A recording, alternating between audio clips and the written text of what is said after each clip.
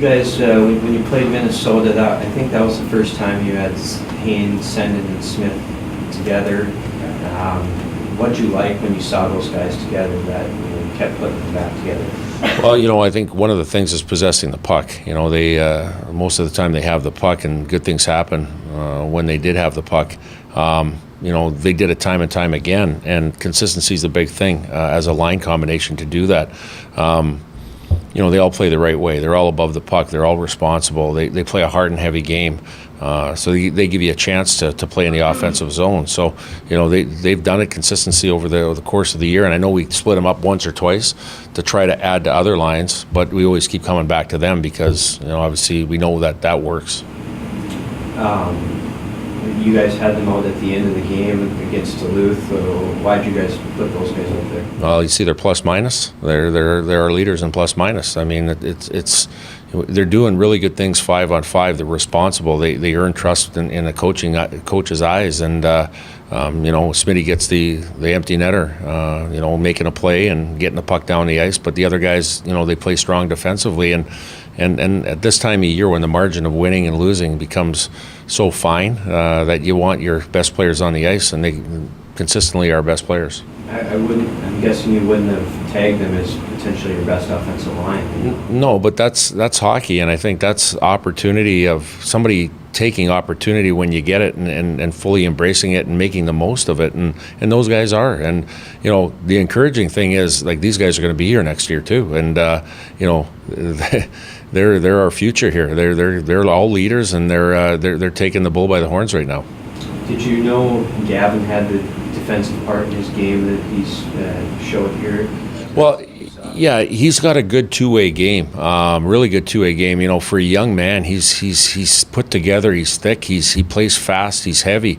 And I think in a combination of having a guy like Mark Senen and a veteran and Cole Smith on the line, it only helps, and to let him get his feet on the ground. And like I said, those guys, they feed off each other. They're responsible, and again, Gavin has taken a step, and not only defensively but offensively. And you look at the goal he scored with the delayed penalty goal that we scored against Duluth. I mean, that was a high-end play that he made coming through the middle of the ice and picking a corner. So he's got that, and he's done that a number of times this year.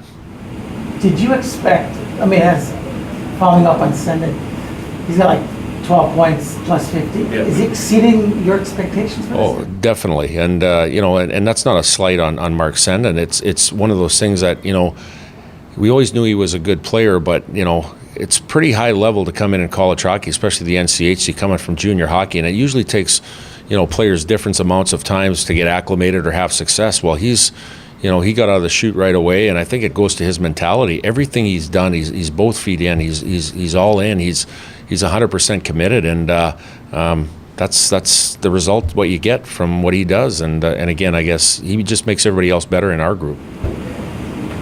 I'm doing a piece on Rhett Gardner. What has he meant to this team over the last 4 years, and where have you seen him develop the most? Well, Rhett came in, another guy that came in as a freshman, wasn't highly touted, but was a pretty big impact on our national championship team his freshman year, winning draws and being on that heavy line. And, his game, through this year, through his career has, had some ups and downs. I think the biggest part of him this year was his conditioning, trying to get in a place where he can play heavy minutes and his body to be resilient game after game and play at a high pace. And I think he's done that. I think if there's one thing with Rhett that we got to keep working on, I think is the discipline side of it. I think he plays with his heart. He wears his heart on his sleeve. He's an ultimate warrior when it comes to battling every shift. But I think sometimes he gets caught up in the game, and that's where I think some composure has to come in. And I think that's still a work in progress. And I think he'd be the first one to admit that. But I think it comes from a guy that cares, a guy that wants to lead the team in the right way. And again, I think he's come light years in his physical and development from day one since he sat on campus here. A crucial last couple of games. Just what's the mindset in the locker room heading into this final stretch of the regular season? You know what? That's the very first thing. That's a great question. That's what we always look to at the beginning of the week. That played very well. Obviously, gave up 2 5-on-3 goals, and that was the difference of the game on Saturday. And you really look at that as a coach to to see the frustration in your team. And I don't see I see a team that's a little bit disappointed after that Saturday result, but not frustrated. And the biggest thing that we look for is the Monday practice. And Monday, and obviously today's Wednesday, our first 2 practices have been outstanding with pace and compete and being upbeat. This team is a resilient group. This team, they just keep fighting on. And again, that's the beauty of this team. It's not where we want to be as far as in the standings or the pairwise, but I'll tell you what, this team will continue to battle, and it's because of the guys in the locker room and the leadership in there. Do you guys feel you're any different from the last time you played Colorado College? Are you guys any more prepared going into this weekend? Yeah, we're very prepared. I know they were 2 tight games in here. I know what Brad had for a stat on their team leading games but not closing them out. That doesn't fall on deaf ears. I mean, we see that. We know that that's the way they play. They just got through a game last night. They lost at home 1-0, and that was a heavy, hard game there too. So, we know we're in for battles here, and we're going to Colorado Springs, which is always, a different dynamic playing on the Olympic rink. But, our guys have played with urgency and being relentless, for the last month and a half here, and it'll be no different for us going out there this weekend. It's strange to go so long between playing on Olympic sheets. You guys must feel like you haven't practiced upstairs for long. Yeah, for sure.